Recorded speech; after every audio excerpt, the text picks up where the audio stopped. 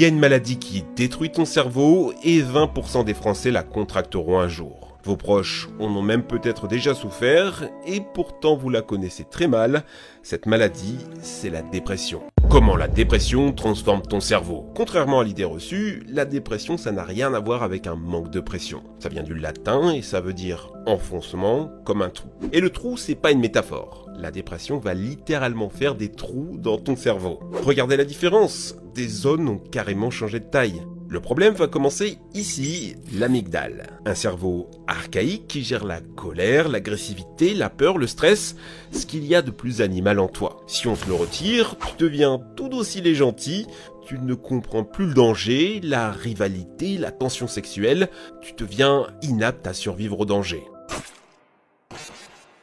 À son extrémité, on retrouve l'hippocampe, c'est le chemin vers ta mémoire à long terme. Si les deux sont si proches, c'est pour une bonne raison. Tu es Bambi et tu vois ta maman se faire tuer par les chasseurs. Ton hippocampe appuie sur la touche enregistrer et quand tu revois un fusil, cette image est transmise à l'amygdale qui est chargée de te donner la bonne émotion. Ici, ça sera du stress. Elle va donc lâcher dans ton sang une bonne dose de cortisol, ton cœur se serre, ton corps se prépare au combat ou à la fuite. À ce moment, la zone de ton cerveau qui gère la raison voudrait prendre le relais, sauf que réfléchir retarderait tes réflexes de survie. Alors, en cas de stress, cette zone est plus ou moins débranchée par l'amygdale. Si le stress perdure, l'amygdale suractivée s'enflamme et grossit, altérant ta mémoire, ta raison et tes émotions positives. C'est exactement ce qui se passe dans la dépression. En étudiant des personnes dépressives, on se rend compte d'une baisse des résultats à des tests de logique, de rapidité et à la reconnaissance des émotions sur le visage. Ces zones sont dévorées par le stress. J'en ai moi-même fait les frais et je peux vous assurer qu'il devient vraiment très difficile de faire le moindre raisonnement, même mathématique. Cette mécanique se retrouve dans Alzheimer par exemple. Ton corps va se mettre à tuer ses propres neurones. Et devinez qu'est-ce qu'on retrouve parmi les gros symptômes de cette maladie? La dépression. Autant dire qu'il faut prendre très au sérieux des symptômes dépressifs. Vous ne laisserez pas une carie se développer dans votre bouche, alors ne laissez pas la dépression s'installer. Ce qui nous amène à notre prochaine partie. Qu'est-ce que soignent les antidépresseurs? Être dépressif, c'est un problème de chimie dans votre cerveau. Une façon d'agir serait donc de rétablir l'équilibre au niveau de vos neurotransmetteurs. Je vous explique. Dans votre cerveau, il y a des neurones. Ces neurones sont reliés les uns aux autres par des synapses. Les synapses, c'est ces endroits où l'information est transmise de neurone en neurone via des messagers chimiques, ces fameux neurotransmetteurs. Une fois que l'information est transmise, il y a deux choix. Soit la molécule est détruite par une enzyme, soit elle est recapturée et utilisée plus tard. Sauf qu'il y a plein de façons pour que ça se passe mal. Le neurone peut devenir hypersensible et surinterpréter les messages, ou au contraire, insensible et ne pas laisser passer la moindre information. Les quantités de neurotransmetteurs peuvent être insuffisantes, bref, c'est le boxon. C'est ce qui se passe dans la dépression. Si un événement banal comme renverser ta tasse de café te fait fondre en larmes, c'est un problème de neurotransmetteurs. Si un événement joyeux te laisse insensible, c'est encore un problème de neurotransmetteurs. C'est là qu'interviennent les antidépresseurs les plus donnés, agissant sur 3 neurotransmetteurs bien précis. 1. Agir sur la noradrénaline grâce aux IMAO. Ce neurotransmetteur, c'est celui de l'action et du mouvement du corps. Problème, on a observé que certaines personnes déprimées avaient un manque de noradrénaline.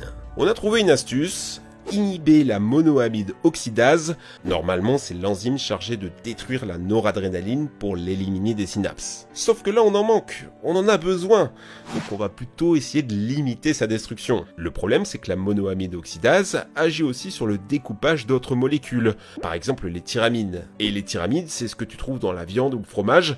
En inhibant l'enzyme chargée de les découper, tu les laisses s'accumuler dans ton corps, ce qui peut être dangereux. C'est pour ça que les IMAO ont aussi mauvaise presse, maux de tête, insomnie, hypertension, c'est loin d'être anodin. 2. Agir sur la sérotonine grâce au Prozac. Ce neurotransmetteur aide à réguler le sommeil, l'appétit et l'humeur. Elle inhibe aussi la douleur, on l'appelle souvent l'hormone du bonheur. Mais en réalité, son rôle est très flou. Pas assez de sérotonine, vous êtes triste, vous n'avez pas faim et vous dormez mal. Trop de sérotonine, vous devenez agressif sans aucune limite. C'est là-dessus que le Prozac intervient, en diminuant le système de recapture de la sérotonine. En gros, on va laisser la sérotonine vivre sa meilleure vie librement entre tes synapses. Bien dosé, c'est parfait, mais un peu trop et c'est le syndrome sérotoninergique. Tous les signes d'une overdose qui peut être fatale. 3. Agir sur la dopamine grâce au bupropion. Ce neurotransmetteur est chargé du plaisir, de la motivation et du mouvement. Un manque de dopamine va conduire à l'anédonie, une lenteur dans les mouvements, voire une raideur des membres. Ce sont des symptômes de la maladie de Parkinson, c'est pour ça qu'on a essayé de donner des traitements anti-parkinsoniens à des personnes dépressives, et ça a marché. On sait que cette maladie atteint spécifiquement les neurones producteurs de dopamine, un peu comme la dépression. 4. Agir sur les GABA grâce au Xanax. Alors c'est un cas un peu particulier, si le Xanax est souvent prescrit dans les dépressions, il ne s'agit pas d'un antidépresseur. En vérité, il n'agit même pas sur les neurotransmetteurs, il agit sur le récepteur d'une molécule qui est chargée de vous calmer, vous rendre zen, le GABA. C'est pour ça qu'on décrit les gens sous Xanax comme défoncés. En favorisant l'ouverture des récepteurs, le Xanax ne sert qu'à traiter l'anxiété qui est un symptôme courant de la dépression. Mais il ne pourra pas guérir la dépression à lui tout seul, il va juste vous détendre. Il y a plusieurs types de dépression qui n'impliquent pas les mêmes mécaniques. Vous pouvez manquer de noradrénaline, mais être bon sur vos niveaux de sérotonine. Malheureusement, on ne peut pas mesurer ce qui cloche avec une simple prise de sang, les interactions se faisant dans votre cerveau et pas ailleurs. Les médecins sont donc obligés de vous faire tester plein de traitements, attendre, voir si ça marche, et si ça loupe, c'est que c'était pas le bon neurotransmetteur. Ce qui peut avoir des effets secondaires pas cool sur votre mental, vu que la chimie de votre cerveau est doublement chamboulée. En plus, on est obligé de tester d'autres choses, et beaucoup de patients finissent par manquer de patience et abandonner. Pour changer ça, les chercheurs proposent d'étudier directement le profil génétique des patients. Ils ont regroupé plusieurs études pour comparer l'ADN de personnes souffrant de dépression avec ceux qui n'en souffrent jamais. Ils ont alors identifié 40 variantes de gènes qui semblent contribuer à un risque accru de dépression. La question reste complexe, car certains de ces gènes sont aussi liés à des problèmes de santé qui contribuent ou sont une conséquence de la dépression, comme l'obésité ou encore l'insomnie. C'est l'histoire sans fin de l'œuf ou la poule. Mais si on arrivait à identifier des traitements adaptés en fonction de notre profil génétique, l'errance médicale s'arrêterait. Une autre piste serait de mesurer les ondes cérébrales de la personne pendant son sommeil. Il semblerait que la bonne réponse à un traitement puisse se prédire en regardant comment votre cerveau dort la nuit. Ça permettrait d'économiser des semaines d'attente avant de voir si un traitement fonctionne. Mais qu'est-ce qui cause la dépression dans notre corps? Parce que, d'accord, on a bien compris que quelque chose clochait dans la chimie du cerveau. Mais qu'est-ce qui est le déclencheur? C'est pas un virus, c'est pas un microbe, c'est juste les émotions, non? Eh bien, figurez-vous qu'il existe plusieurs causes biologiques à la dépression. D'abord, l'hérédité. La dépression semble être plus fréquente chez les personnes qui ont des parents dépressifs, avec une chance sur 2 pour être exact. On retrouve aussi ce lien entre les jumeaux. Ensuite, une autre cause plus étonnante, c'est le microbiote. Ce que vous avez dans vos intestins influe sur votre cerveau. Vous y avez des neurones et votre ventre a l'intelligence d'un petit chien. Vous y avez aussi des bactéries qui envoient des signaux chimiques que ce deuxième cerveau peut lire. Rigolez pas, hein, ça a des effets bien réels. Vous êtes en partie manipulé par les bactéries dans votre ventre. Quand elles sont pas cool, c'est pas cool pour vous. Des études ont montré des similarités de flore intestinale entre certaines maladies.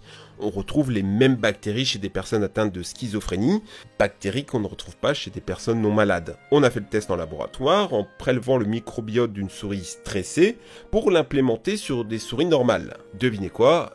Elles sont devenues à leur tour stressées. C'est pour ça qu'il existe aujourd'hui des transplantations fécales. En gros, injecter du caca de quelqu'un d'autre dans ton ventre pour le faire recoloniser par des bonnes bactéries. Donc si une seringue de caca vous fait pas peur, ça pourrait potentiellement marcher pour la dépression. Troisième cause possible à la dépression, l'inflammation. Étonnamment, les patients qui souffraient de maladies inflammatoires chroniques, comme la polyarthrite rhumatoïde ou la maladie de Crohn, étaient très souvent atteints de dépression. Pareil pour les patients qui reçoivent des traitements très lourds, qui stimulent fortement leur système immunitaire. C'est comme si, une fois le corps en surchauffe, votre cerveau finissait par être à son tour attaqué. Ce qu'on remarque en faisant des prises de sang, aux personnes déprimées, elles sont souvent en état d'inflammation. Voilà pourquoi des anti-inflammatoires peuvent parfois aider à soulager certaines dépressions. Quatrième cause, le manque d'oxygène. Le cerveau est très gourmand en cette matière, il ponctionne 20% de tous vos besoins en oxygène. Le cerveau dépressif semble en manquer. Mais là encore, on ne sait pas si c'est à cause ou une conséquence. On remarque par contre que les personnes qui vivent en haute altitude,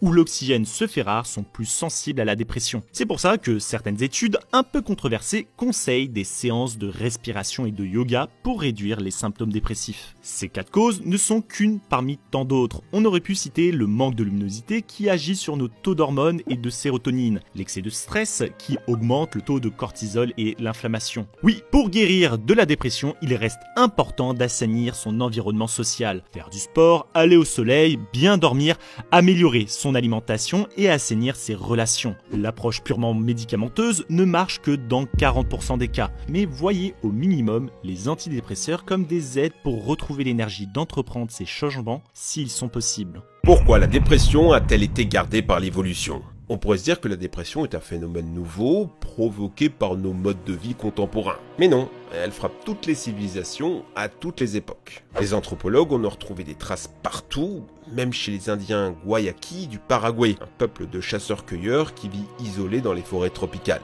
Elle est même présente chez les animaux. Vous déménagez, votre chat se met à perdre ses poils ou à faire ses besoins partout.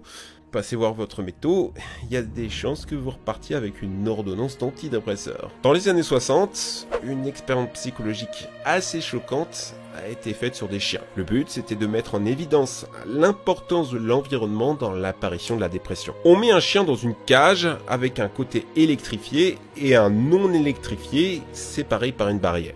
Le côté électrifié change régulièrement et le chien finit par comprendre qu'il doit sauter de l'autre côté de la barrière pour ne plus souffrir. Une fois qu'il a appris ça, le chercheur décide d'électrifier les deux côtés. Le chien tente de sauter la barrière, mais cette fois rien à faire. Impossible d'échapper à la douleur. Il finit par s'y résigner, il tombe en dépression. On remet alors la cage à son mode de départ, alternant électricité d'un côté puis l'autre. Sauf que cette fois, le chien ne bouge plus. Il est persuadé que ses efforts ne lui permettront pas d'échapper à la souffrance. C'est l'impuissance acquise. C'est horrible cette expérience, on est d'accord? Eh bien la CIA l'a utilisée pour élaborer ses programmes de torture. Trop chouette! On le remarque, la dépression est donc un mécanisme naturel favorisé par l'évolution. Alors, est-ce que c'est vraiment une maladie? C'est en tout cas une approche avancée par certains psychologues évolutionnistes. La dépression nous fait payer un lourd tribut, mais qui confère aussi des bénéfices. Pendant la dépression, la pensée devient plus analytique et plus focalisée, ce qui permet de résoudre les difficultés probablement à l'origine de tout ça. Les partisans de cette théorie controversée ont émis différentes hypothèses. La dépression se déclencherait pour nous protéger d'infections. Quand on est déprimé, on se bouge moins. Toute cette énergie économisée servirait à combattre l'affection. La dépression pourrait être un signal d'alerte pour recevoir de l'aide. Si on ne va pas bien, l'entourage va s'en rendre compte et nous apporter l'aide dont on a besoin. Les évolutionnistes pensent que cet aspect fonctionnel de l'humeur dépressive serait en fait optimisé pour des problèmes spécifiques humains. Et ce n'est pas pour autant que tous les états dépressifs pourraient rentrer dans cette définition. L'intensité sévère de certaines dépressions, les risques de suicide associés, le handicap social qu'elles représentent font penser qu'on ne peut pas dire que toutes les dépressions relèvent de ce mécanisme d'adaptation. Certaines dépressions sont forcément pathologiques, une maladie qu'il faut soigner. La réponse à la question est donc décevante. On ne sait pas pourquoi la dépression a perduré dans notre évolution. On sait juste qu'elle tire ses racines autant dans la biologie que dans l'environnement social et économique.